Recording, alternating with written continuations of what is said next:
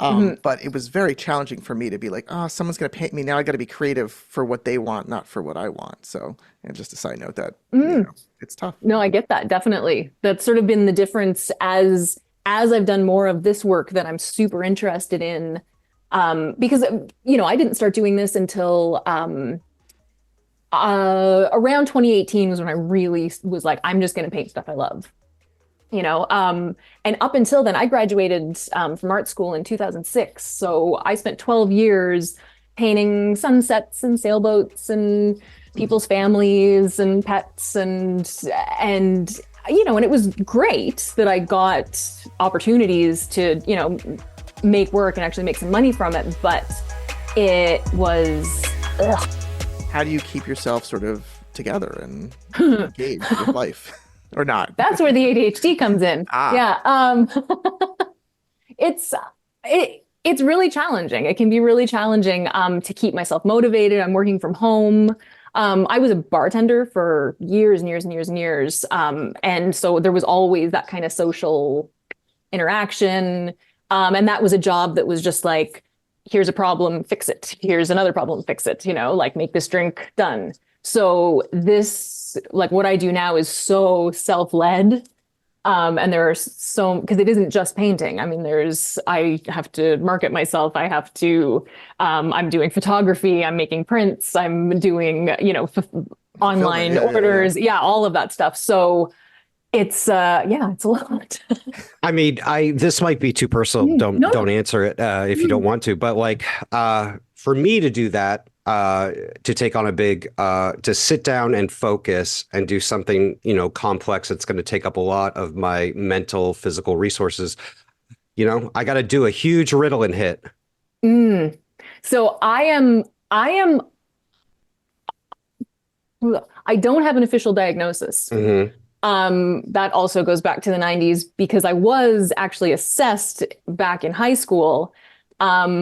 Against the wishes of my high school principal, who was like, no, Jenny is smart. Jenny is, and my mother has a diagnosis, incidentally. And the doctor who assessed me, when it all sort of came out in the wash, because at that point, his assessment also required all of my teachers to agree, basically, to kind of like go through the checklist. And they all just were like, nope, she's really smart. She does all her work, blah, blah, blah. So I never got an official diagnosis, and that's something that I am pursuing. So I am unmedicated. Yeah. As she says with a big smile on her face. Yeah. I mean,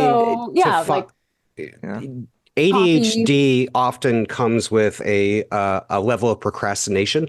Oh yeah. Yeah. Okay, so you are aware of this. I actually just hired an ADHD coach. Interesting. Yeah. A couple of weeks ago, actually, because as my business has grown and as I've gotten busier, the way that I've been managing everything is becoming unsustainable because of that, because I often leave things to the very last minute and I'll be painting, the Star Trek Picard piece that I did in the summer, I painted the bulk of it over 5 days, but I painted like 9 to 12 hours a day. This is the latest poker game. Yeah.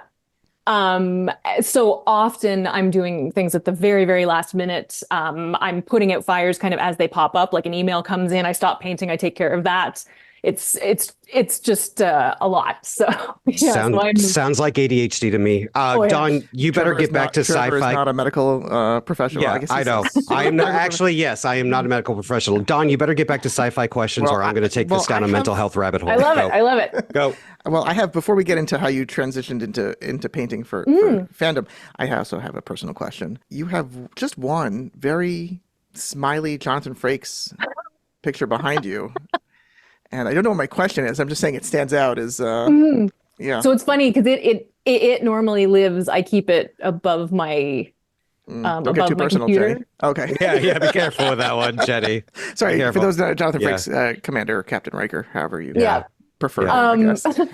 and you don't need to show that it's tattooed on your arm as well. We don't need to see that. We don't need to see that. No, that particular, it's a postcard, and that girl who lived in my town for a year, who kind of was my partner in liking Star Trek for a brief period, gave me that back in grade 7. So number one, it's just, I mean, it's Is that a pun? like, is that a pun? No. That's a number one pun. Number one. Thank you. Yeah. Wait a second, Trevor. No? Okay. Sorry. Please continue.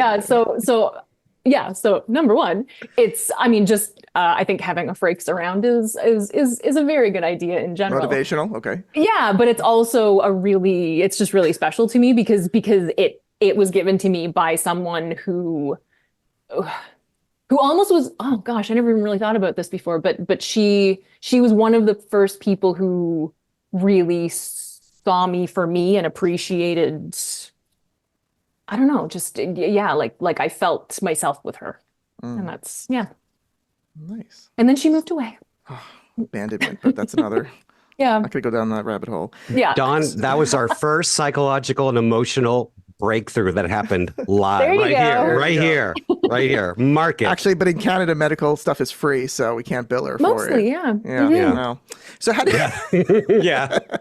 How do you go No from no copay for us. No copay. How do you go from sailboats to painting for, Star Trek and you have the Goonies and Aliens and Battlestar and all these things? Like, how does that happen? And yeah, go ahead. Oh, no. So I started doing more portraits. Like I say, I was doing, people's families, just, Christmas presents, that kind of thing. And my partner, asked me, and I had started to make myself this giant painting of the inside of the TARDIS, the 11th Doctor's TARDIS. Because I realized I'd never painted anything just for myself, that I was just like, I'm keeping this is my painting. I'm going to put it behind my couch. It's going to be amazing. So I had started doing this piece and I hadn't really, and again, I painted that thing for like 2 years. Like it took forever, but he asked me, if I can, if I'm comfortable doing portraits, would I make him a painting for his birthday? I was like, yeah, sure. And he wanted a scene from Stand By Me. Oh. And I was like, okay, cool. So I did that and it was really fun. And I did it really, really, really big. And I put it up on my Facebook just as like, oh, I made this.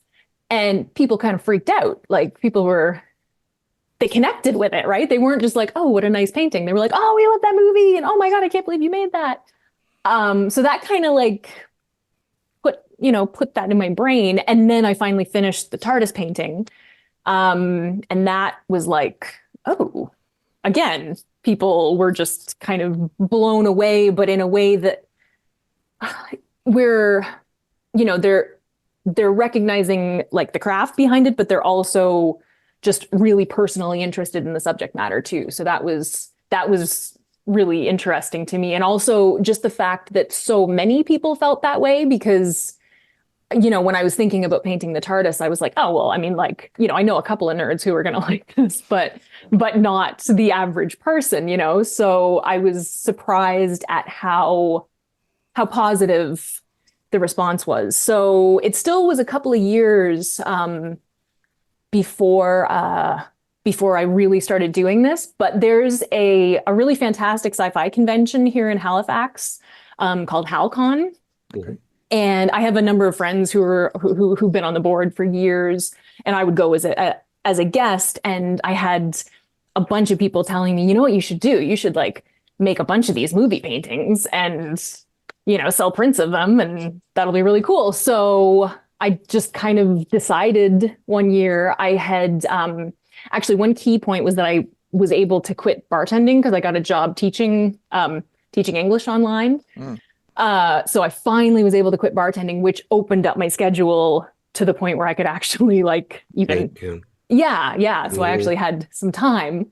And that was when I painted that first, the All Good Things poker game. I painted Gandalf with the Balrog, the Goonies, Back to the Future. Like I kind of just went for a bunch of the ones that were floating around in my head, all of my really, really big favorites. And I think I had 12 paintings.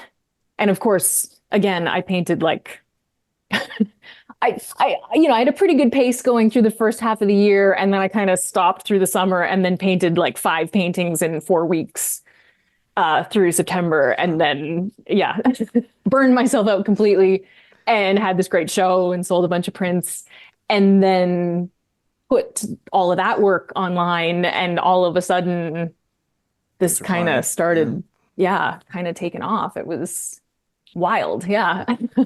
I went to your Etsy store, which you can find on Etsy at Jenny Johnson Art, and right away I see there's two prints I want right away. I want the Ellen Ripley one, and I want the Twin Peaks one. Twin Peaks, the greatest franchise in history. Sorry, Star Trek fans. And that was cool because it was a commission. Actually, that was a fellow had me paint that for his wife for Valentine's Day one year. Yeah, that's a great one. Yeah, everybody should check this. I should mention actually that the bulk of my work, I do still have some stuff in my Etsy shop, but all of my prints are in my Shopify. Oh, okay. Yeah. Plug that. Yeah. So where do they go for that? They just to your website? They can go through my website, jennyrjohnson.com. R. Johnson. jennyrjohnson.com. Yep. Yes. Yeah, and that'll lead them right to my shop. Now, there you go. I may have to cut this out because I'm going to sound like an idiot, but is there any issues with like licensing and things like that when you're painting? Yeah, absolutely. So how does that work? Or you just I operate at the pleasure of the IP holders, and when they come for me, I stop. Basically. Gotcha. Has that happened? Actually, that's the reason. Is that why there's no Star Wars on here? That is why there is no Star Wars. Actually, that's the reason why I have a Shopify, because Paramount CBS was doing sweeps 2 summers ago and pulled all of my Star Trek work out of my Etsy. And at that point, I was my Star Trek prints were bringing in like 80% of my sales at that point. So I pivoted to Shopify, and here we are. Like and that summer, that was there were several other like jewelry makers and like sort of more illustrator type artists. A number of like big accounts on Etsy selling Star Trek work got pulled at the same time. So so it's really difficult. Obviously, I would love to be licensed. Getting licensed is almost impossible now. It's since there was like the CBS Viacom, it's very, I don't even know, this is like, you're like, No. It's interesting to me. Yeah. It's difficult. I know a couple of illustrators specifically who have been trying for years to get licensed for Star Trek through so is this CBS like a ticking time bomb? Because the more and more successful you're getting, you're very visible. Like you're very visible with the fans, and like you're visible like with creators in the show. I mean it's really, I mean it's really strange because it can be because I've built I have more of a I'm able to do more of the original work for people. So that's one thing that sort of doesn't fall into that mass production. But also it is a really weird thing because I was at STLV, Star Trek Las COVID-Con, Vegas. as I heard it. Everyone Yes, exactly. In the summer, and I've got Terry Metalis and Brent Spiner, both of whom are like, why aren't you selling work here? And I'm like, I would love to. It's complicated. It's really, and it's really strange when you have so much support from the creators and from people, like production, it's not even just the actors. Shows how little power the showrunners have. And exactly. Yeah. So it's, I mean, it's kind of, it's an amazing way to get my work in front of people. I kind of, at this point, especially having sort of gone through that where, I lost all of the work in my Etsy shop and then had to sort of like pivot. And I realized that there are lots of, I don't know, these kind of things happen, right? These sort of